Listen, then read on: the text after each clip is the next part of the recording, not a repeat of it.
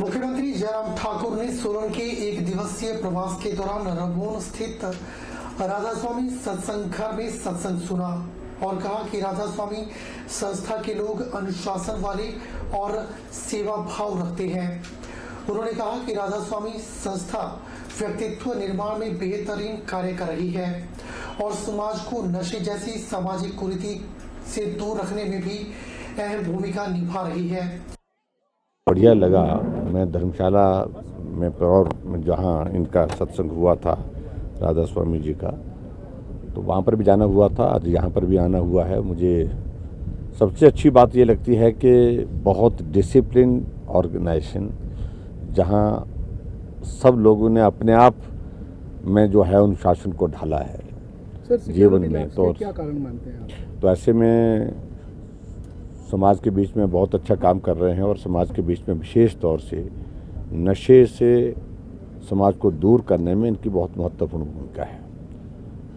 सरकार के स्तर पर हम ये प्रयत्न करते ही हैं, लेकिन समाज के स्तर पर जिस प्रकार से इनका एक कॉन्ट्रीब्यूशन है वो सचमुच में है। हिमाचल प्रदेश कांग्रेस कोऑर्डिनेशन कमेटी के उपाध्यक्ष एवं स्टीयरिंग कमेटी के सदस्य सुरेश चंदेल ने महंगाई को लेकर राज्य की जयराम सरकार की जमकर घेरेबंदी की।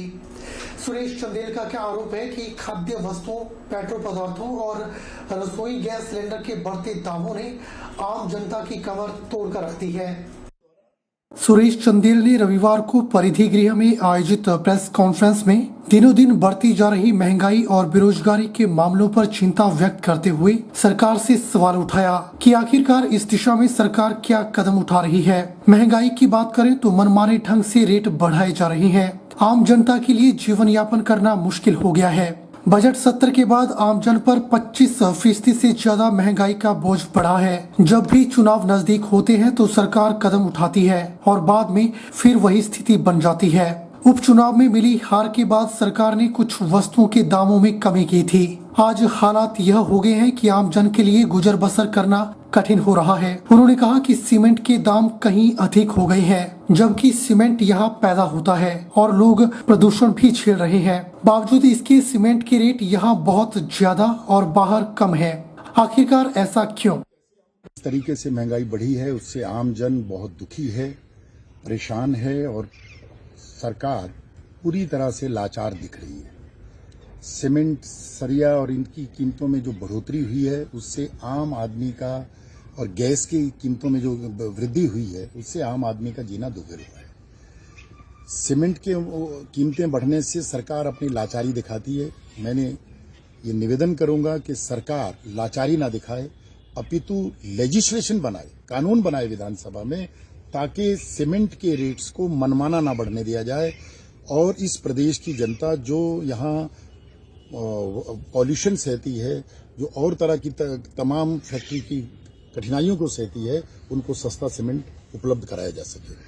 हिमाचल प्रदेश भवन एवं अन्य कामगार कल्याण बोर्ड के सौजन्य से चंबा जिला में भी कई कल्याणकारी योजनाएं चलाई जा रही है, जिनका लाभ विभाग लाभार्थियों को दे रहा है। इसके लिए विभाग के द्वारा जगह जगह जागरूकता शिविर भी लगाए जा रहे हैं और लोगों को सरकार की योजनाओं के बारे में जानकारी उपलब्ध करवाई जा रही है।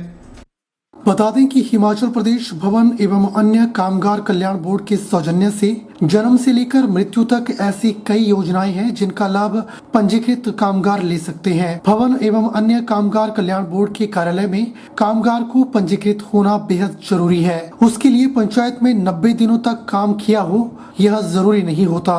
उसका पंजीकरण प्रमाण पत्र पंजीकरण के लिए देना होता है। उसके बाद कामगार का पंजीकरण हो जाता है, जिसके बाद कई तरह की योजनाओं के तहत लाभार्थी को लाभ दिए जाते हैं। सरकार द्वारा विभिन्न कल्याणकारी योजनाएं जो है वो चलाई जा रही है, इससे लोगों को बहुत ही ज्यादा फायदा मिला है। एक हिमाचल प्रदेश भवन एवं अन्य सनिर्माण कामगार कल्याण बोर्ड की तरफ से ढेर सारी स्कीम्स हैं, जहां से जीवन यापन स्टार्ट होता है वहां से लेके और अंतिम यात्रा जैसे डेथ हो जाती है तब भी उसके लिए भी बेनिफिट्स हैं। इसके लिए सबसे पहले जो बेनिफिट्स है जो है वो शादी के लिए जो रजिस्टर्ड जो वर्कर है, बेनिफिशियरी है, अगर उसकी शादी होती है तो उसको 51,000 रुपये जो वो गवर्नमेंट देती है और उसके 2 बच्चों की अगली शादी तक भी वो लाभ जो है वो उठा सकता है। इसी तरह डिलीवरी का बेनिफिट है, मातृत्व पितृत्व सुविधा है। अगर इसमें कोई लाभार्थी लाभ उठाना चाहता है तो उसके लिए उसको जो है वो रजिस्ट्रेशन करवानी होती है, और रजिस्ट्रेशन कराने के उपरांत उसको पंजीकृत अगर महिला लाभार्थी है, अगर उसकी डिलीवरी होती है तो उसको 25,000 रुपया जो है वो सरकार की तरफ से दिया जाता है। इसी तरह पुरुष का अगर पुरुष लाभार्थी है और उसके वाइफ की डिलीवरी होती है तो पुरुष को भी 1,000 रुपया और उसकी वाइफ को जो है वो 6,000 रुपये के रूप में मिलता है। ऐसे ही चिकित्सीय सहायता है, मेडिकल बेनिफिट्स जो है वो गवर्नमेंट दे रही है। मेडिकल बेनिफिट्स में रजिस्टर्ड वर्कर जो है वो आउटडोर अगर वो अपना इलाज करवाता है तो उसको 50,000 रुपये वो सरकार दे रही है, और अगर वो इंडोर इलाज करवाता है तो उसको 1 लाख तक जो है वो लाभ जो है वो सरकार द्वारा दिया जा रहा है। इसी मैंने जिंदगी में कभी सोचा भी नहीं था कि मैं कभी राज्यसभा सांसद बनूंगा। पार्टी ने मुझे राज्यसभा सांसद के रूप में सेवा करने का जो अवसर दिया है, इसके लिए मैं पार्टी के शीर्ष नेतृत्व का आभार व्यक्त करता हूं। यह बात राज्यसभा सांसद डॉक्टर सिकंदर ने मंडी में पत्रकारों से बातचीत करते हुए कही। राज्यसभा सांसद डॉक्टर सिकंदर 24 अप्रैल से प्रदेश के दौरे पर हैं। कांगड़ा, शिमला और हमीरपुर संसदीय क्षेत्रों का दौरा करने के बाद राज्यसभा सांसद रविवार को मंडी जिला मुख्यालय पर पहुंचे। इस अवसर पर भाजपा कार्यकर्ताओं, पदाधिकारियों व अन्य संगठन के पदाधिकारियों के द्वारा डॉक्टर सिकंदर का मंडी पहुंचने पर भव्य स्वागत किया गया। इस अवसर पर राज्यसभा सांसद डॉक्टर सिकंदर ने कहा कि उन्होंने भाजपा पदाधिकारियों और कार्यकर्ताओं के साथ बैठक कर संवाद किया है और जयराम सरकार के प्रति कार्यकर्ताओं में भारी उत्साह है।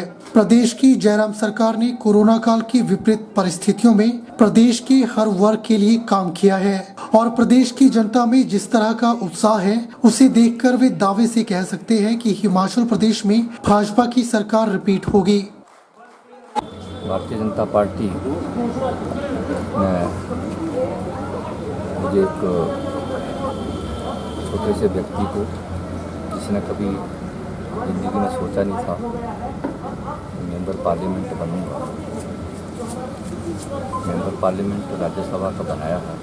उसके लिए मैं पार्टी के शीर्ष नेतृत्व का आभार व्यक्त करना चाहता हूँ। और 24 तारीख से मैं प्रदेश के दौरे पर हूँ।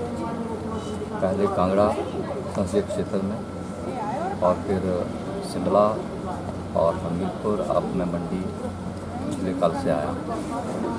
भारतीय जनता पार्टी की डेली 25-30 छोटी बड़ी मीटिंगें मैं ले रहा हूँ और हर मोर्चे पर पोस्ट की भारतीय जनता पार्टी के पदाधिकारियों की और भारतीय जनता पार्टी के जो कार्यकर्ता हैं उनमें भारी उत्साह है जयराम सरकार के प्रति, क्योंकि सरकार ने कोरोना के बावजूद हर एक वर्ग के लिए काम किया है और जिस तरह का उत्साह आम जनता में मुझे दिख रहा है, मैं दावे के साथ कह सकता हूं कि भारतीय जनता पार्टी रिपीट करेगी। लेकिन हम रिपीट के लिए नहीं, हम तो 50+ भारतीय जनता पार्टी की सीटें आएँ उसके लिए जो है मेरा दौरा चला।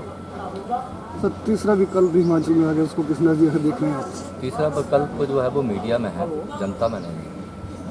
धर्मशाला तपोवन विधानसभा परिसर के गेट के साथ खालिस्तानी झंडे और वॉल राइटिंग पर प्रदेश कांग्रेस कार्यकारी अध्यक्ष व सुजानपुर के विधायक राजेंद्र राणा ने चिंता जाहिर की है।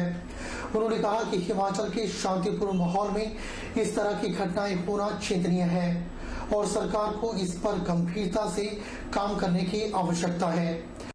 हमीरपुर में प्रदेश कांग्रेस कार्यकारी अध्यक्ष राजेंद्र राणा ने हिमाचल में खालिस्तान के समर्थन में विधानसभा परिसर के गेट पर खालिस्तानी झंडा लगाने और वॉल राइटिंग पर प्रदेश सरकार को गंभीरता से काम करने की नसीहत दी है। उन्होंने कहा कि सरकार को ऐसे मामलों में कठोर कदम उठाने चाहिए ताकि हिमाचल जैसे शांतिप्रिय प्रदेश में इस तरह की घटनाएं दोबारा न हो। उन्होंने कहा कि यह घटना शर्मनाक है और इस पर गंभीरता से काम करने की जरूरत है।